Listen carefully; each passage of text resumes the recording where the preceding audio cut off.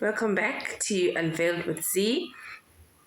I think this is our 5th episode, and we are closing off the sacral chakra.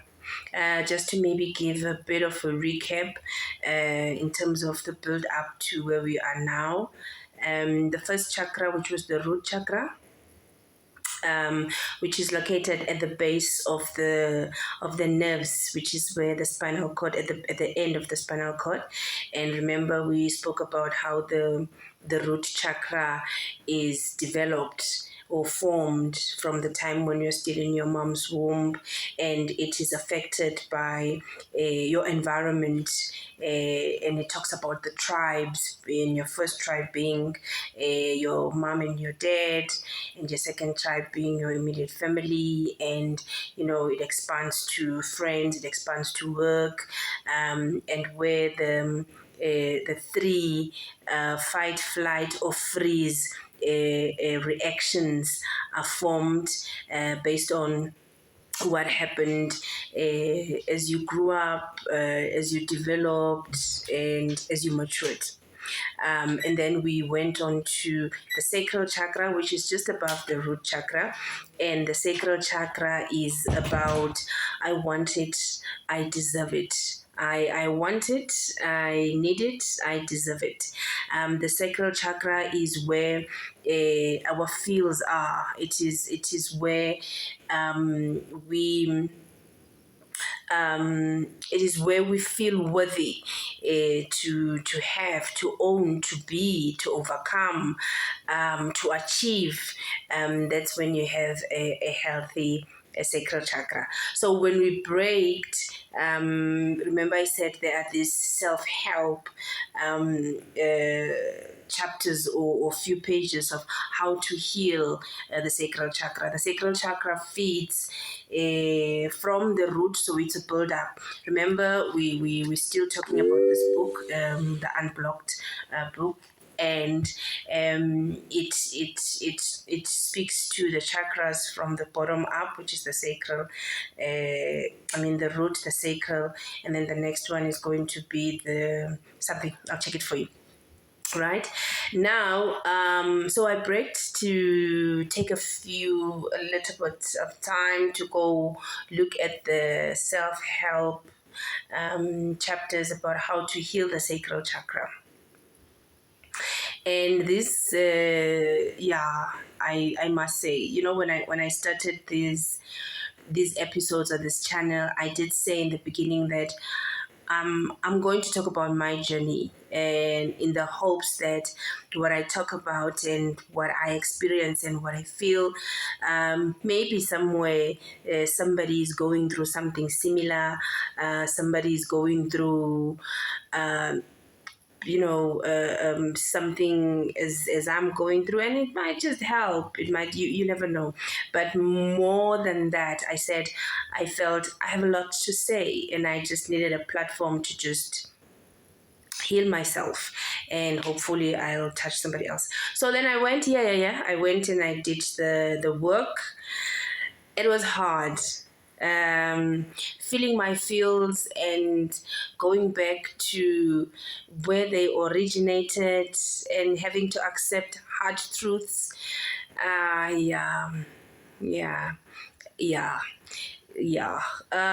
anyway, there's 3 factors to healing the sacral chakra, right? And the first one is the power of vulnerability. The second one is the power of anger, and the third one is the power of the third one, the power of anger, the power of life force energy. Right, the power of life force energy. And remember in the chapter where when it began and it explained what the sacral chakra is, it says the sacral chakra usually only gets credit for sexual and creative energy. Is it important? Yes, of course it's important. Is it all there is to the sacral chakra? Absolutely no. The second chakra, also known as the sacral chakra, is the seat of all our rising needs, our wants and desires that go beyond basic safety and survival, including the need to feel powerful, important, special, self-actualization, and celebrated for our own gifts and talent. So this is the sacral chakra.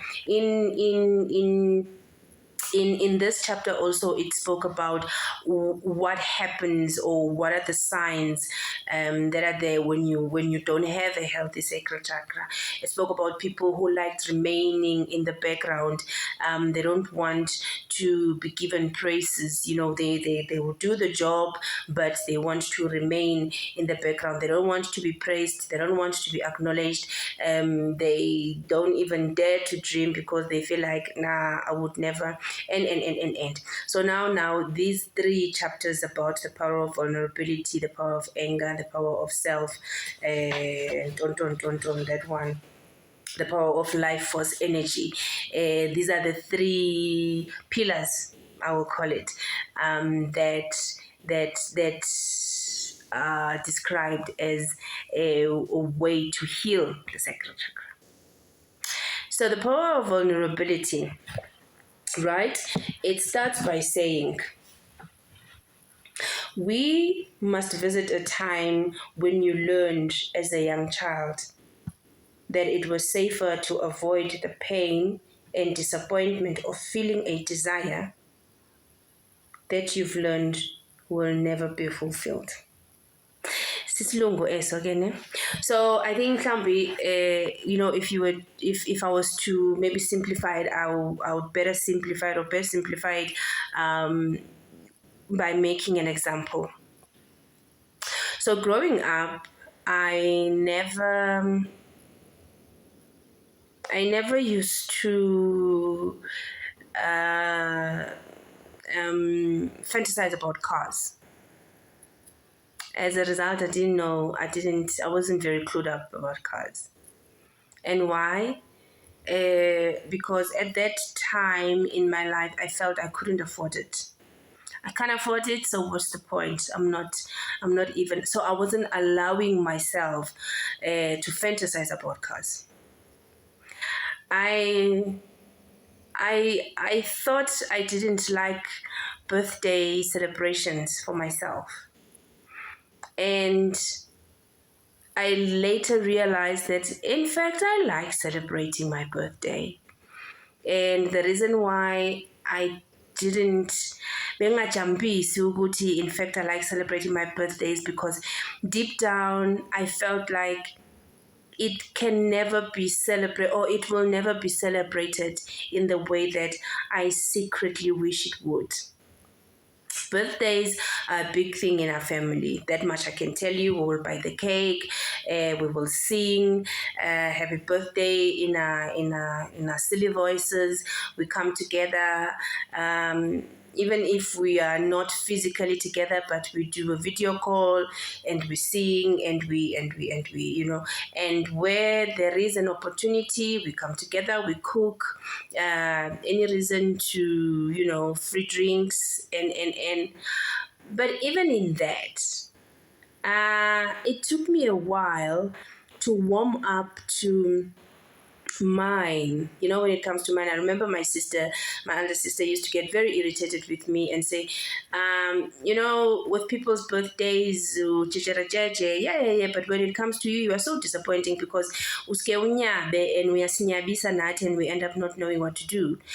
And secretly I had that fear, I'm going to be disappointed because my birthday is not going to be celebrated like I really would love to celebrate it. And that is the vulnerability. That is the power of vulnerability. That is the lack of vulnerability that is referred to here.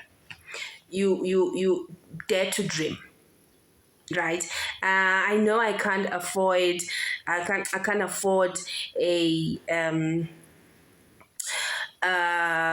Maserati, right?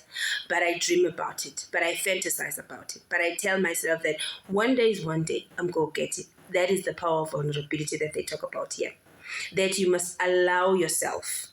The power of vulnerability is seeing someone and saying, yo, la puti, i-type money, yayibona ingathi yebo, instead of saying, yo, because like no, go, hi, chinputhu njani, malowethu. That daring, that going out of yourself, that opening yourself up. So when I did this exercise, I then realized that that was my vulnerability. So which means at that time, my sacral chakra was then very unhealthy. I mean, even growing up, mom worked in at Sun City. We stayed with my grandparents in Kimberley, and there was a lot of us. I mean, we were one big happy family. Well, happy, as can be, with a house full of teenagers and kids and uncles, and but we were happy because we were happy. We had a roof over our heads, we had food to eat, we had clothes, but also we knew, or rather I'll speak for myself, I knew not to expect too much. I all the time to say, but you can't, you are not like other kids. You stay with your grandparents, and so you only the striped shirts. Yeah. There's there. If it comes, it will come. If it doesn't, well, it's not a big thing. In fact, I can write this striped shirt. Yeah, when I who can Mandariana, okay, I wasn't allowing myself, I didn't allow myself to expect a Mandariana shirt during the year, because the norm was that we get clothes in winter and in December. Right, so during ngabo Easter, ngabo September, no, don't expect Mandariane, pepe, striped shirt, much, like don't even think about it, girl.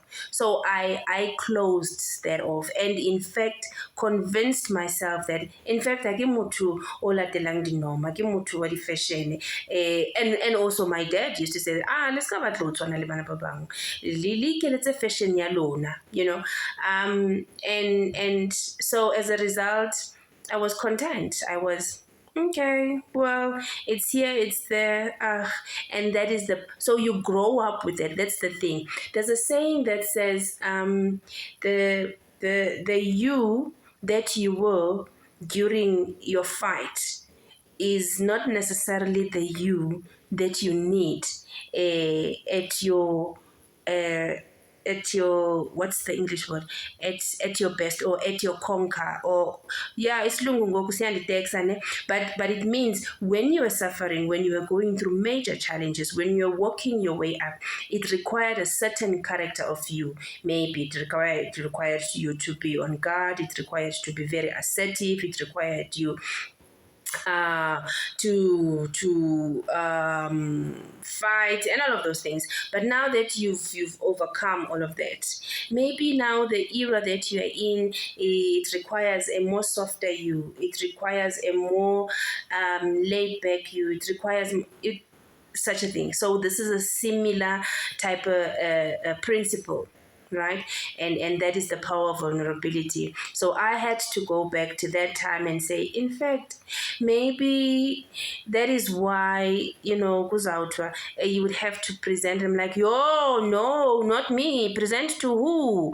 What? The execs? No, never. And you, but sitting and thinking, but I could do it.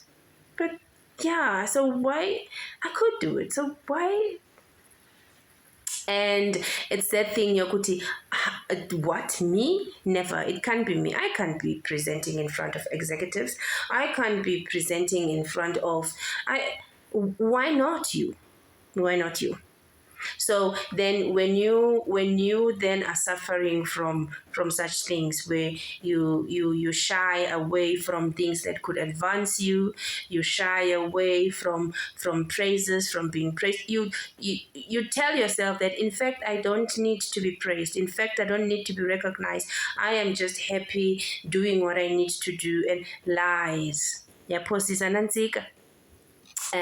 Everybody needs to be recognized for what they are good at. Everybody needs to be praised once in a while for what they are good at. It does wonders to your self development, your self esteem, your all of those nice things about the self. It does wonders. You need to. In fact, it awakens something in you.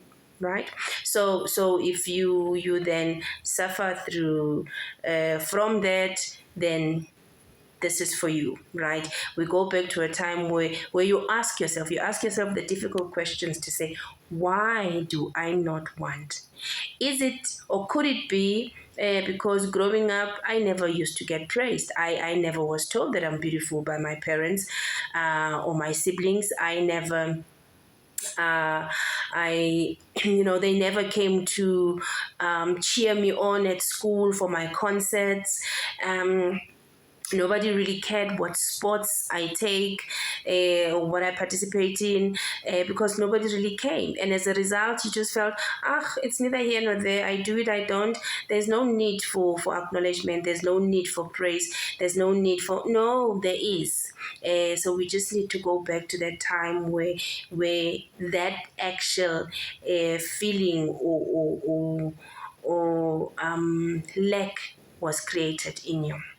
Yeah, I think I told a story before that growing up, I never used to think I'm beautiful or I look anything like a girl, because growing up I always used to be told that ufana no tata, and lalela umuntu ufana no tata intombazana nje isilelek.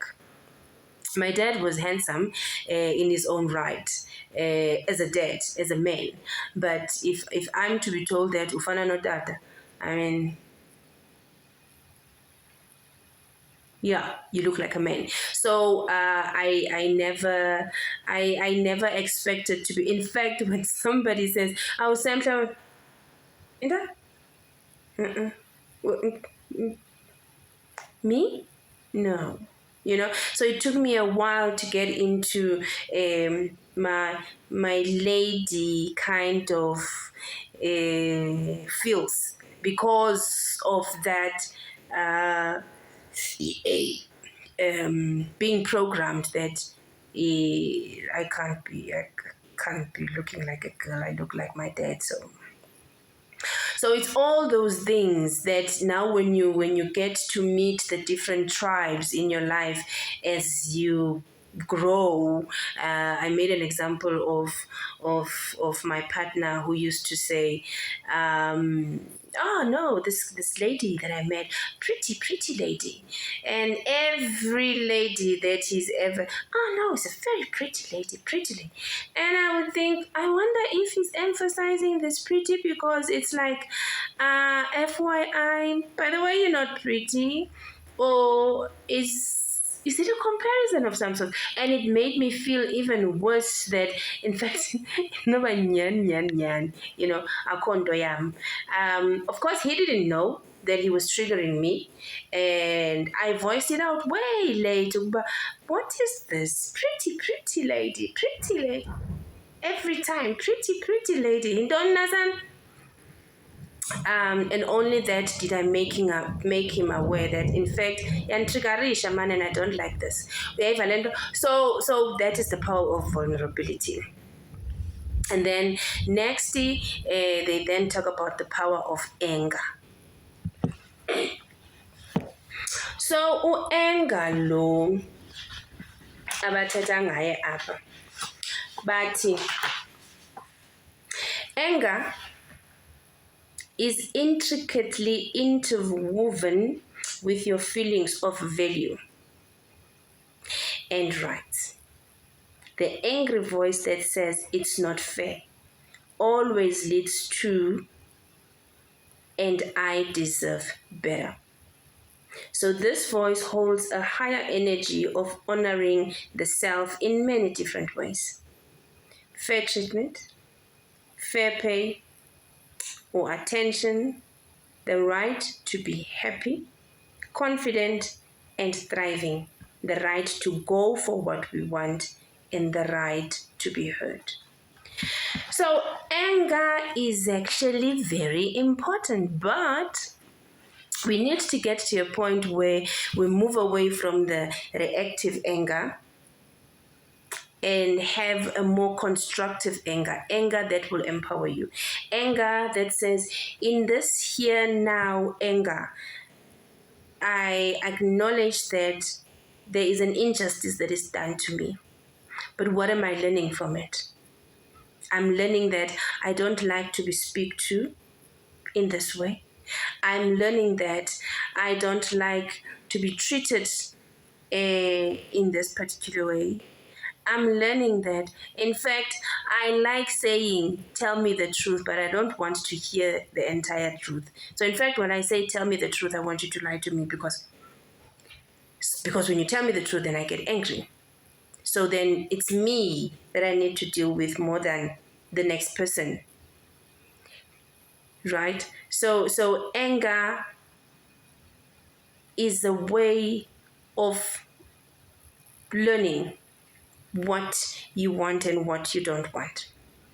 Because then it goes to say here that pent up anger that is not expressed then results into depression and tantrums and. So ikhona lando yokuba abantu abadala bathi umntana kumele angaqumbe. My mom had this thing, right, where she would shout at you and shout at you and shout at you and shout at you. And then 5 minutes later, by the way, I also do that now. But then I didn't appreciate it because I thought she's not giving me the opportunity to be angry. And I have the right to be angry. And why is she not giving me the... So I never could understand that.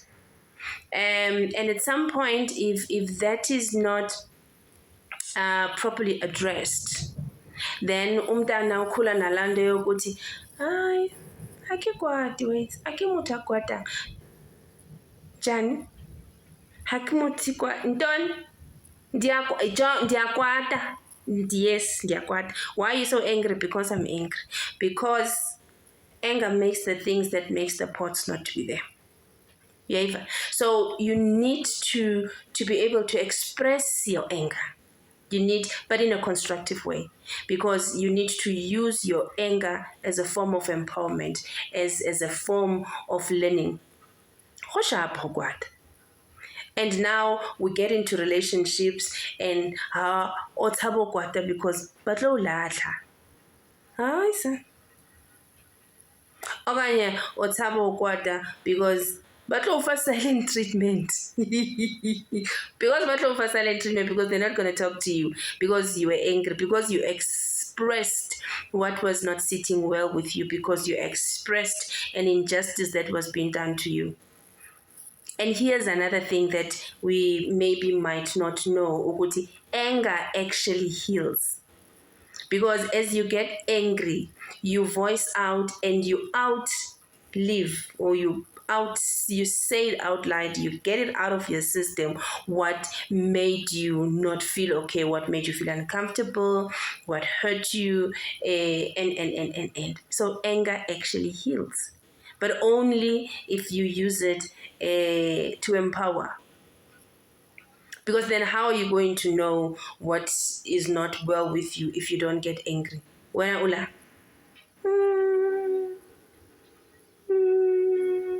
All the time you don't get angry. Asoza kaloksa. Kuyaqunjwa. Ubize ongqangqangqangqa nongqangqangqa besixhosa uzikhuphe phaa zonke ezazinto, and thereafter you can reflect and know ukuthi okay, it's not always good to speak while you are angry, because kaloku uzawuthetha nezaa zinto ongamelanga uba uyazithetha. But maybe you should say those things that you shouldn't say. but yeah, you decide. But yeah, so anger is actually important in the process of healing your sacral chakra. Remember, the sacral chakra is about I need it, I want it, and I deserve to have it. I deserve better. I am worthy. So, in order for you to have a healthy sacral chakra, you need to have healthy anger and anger that empowers. And then there is then the power of, which is the last one. I don't want to make this recordings very long because because then you don't want to make them very long, right? And then okay, so maybe just parting short on anger. It says we carry real pain from being around reactive, hurtful anger. But we need to start separating our reactive anger from the message in it by shifting into this reverence. Anger that has been unable to move you into empowerment can build up like a volcano. It is very similar to a child having a big tantrum. We don't want to be identified as childs. I mean kids, I mean children. Yeah, but we don't want to be identified as childs. So you better work on your anger. And anger is in many forms, guys. Anger is not just spitting Xhosa needles or raising your voice. Oh, that's not necessarily anger. It's expressed in many ways, so you can be angry and be silent. I don't like that kind of anger. Rather get it out. Okay, so then we go to the power of life force energy. Do you know what life force energy is? I didn't until I read this book. So it says raw life force energy is another term for survival energy. We are born with this energy that causes us to kick and scream and cry. Life force energy. But the sexual energy flows not just for sexual activity, but for all creative sparks. It's the energy of attracting and manifesting what you truly desire, together with the energy of being open to receiving the manifestation. Sexual energy channel is intricately connected to how we create and manage money, image, wealth in our lives. Okay, wait, I'm going to read that again. So, sexual energy channel is intricately connected to how we create and manage money and wealth in our lives. So, when you work on this aspect of your second chakra, which is the life force energy, you'll also experience a new charge in how you sensually experience and enjoy your work, a new spark in creativity, energy, and delicious fun. And if you choose a deepening of your ability to be sexually intimate in your relationship.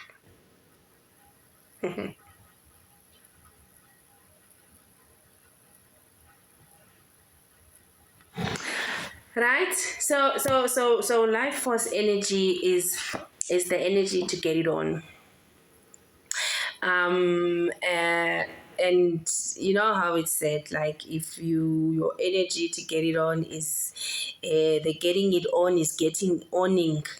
Ipens yabhala kahle yayiva, and uzifumana ucula eshawareni, you're happy, you're cooking, you're energized.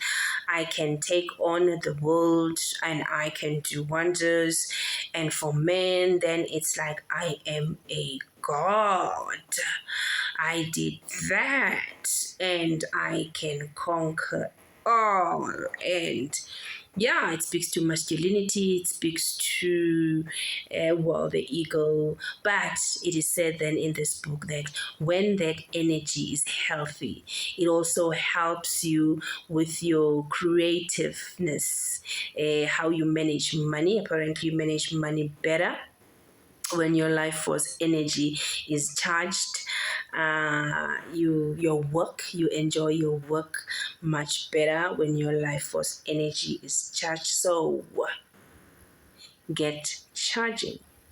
Okay, refill those big pens, or maybe replace them for,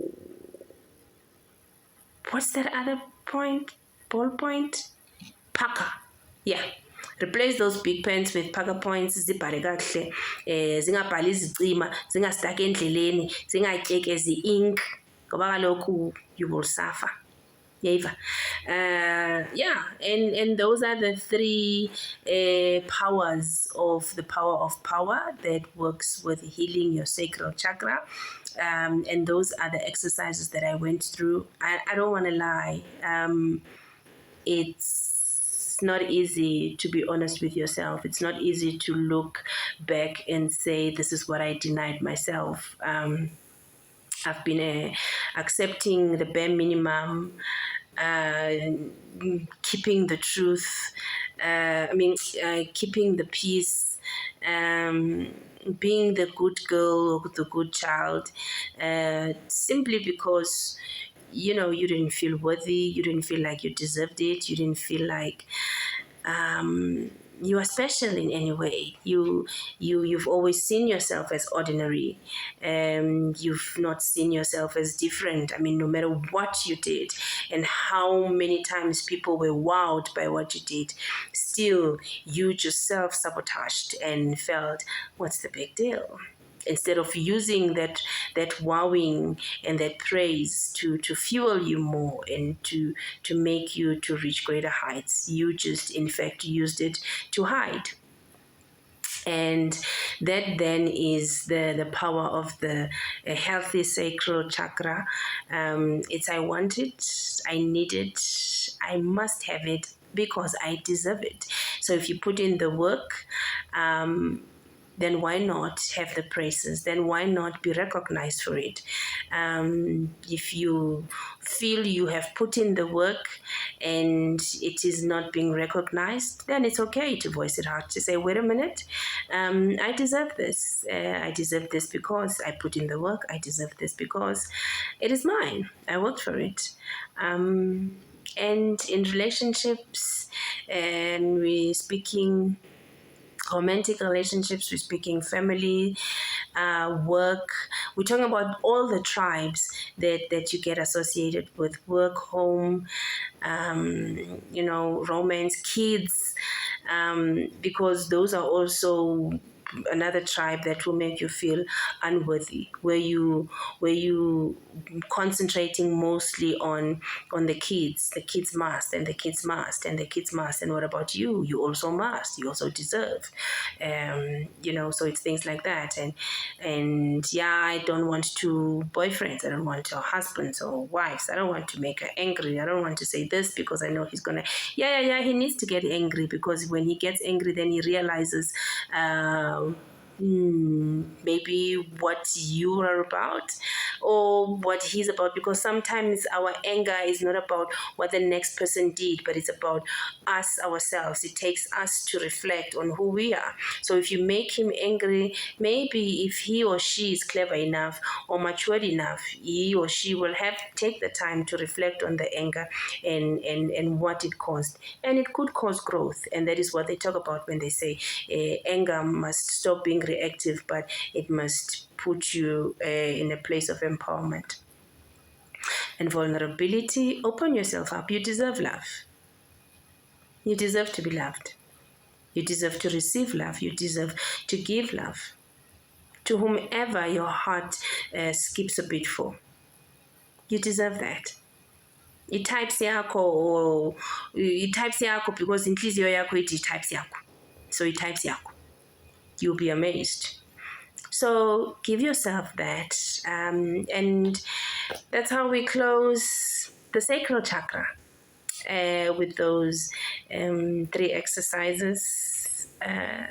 Worked for me. And our next chapter is the solar plexus, which is chakra 3. Yay. Chakra 3, we're going to be reading about the solar plexus. And this one is about fear. What fear? Shout, yes, I want this rising energy, enthusiasm, and courage. Don't. Yeah, Eva.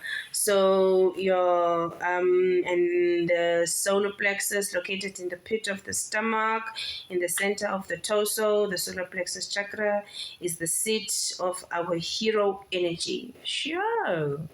In action, it looks and feels like the part of the novel of movie where the main character gathers the will to finally step up, take big action, and make a change for the better. Like, yeah, I'm going to October. Is it something like that, or maybe not? But anyway, yeah. So this brings us to the end of this episode 5, which was closing up the sacral chakra and how to heal the sacral chakra and what we need to concentrate on and what we need to go back on. And I hope this bit did help you. And cheerio. Till next time. Salani Kotle. Bye.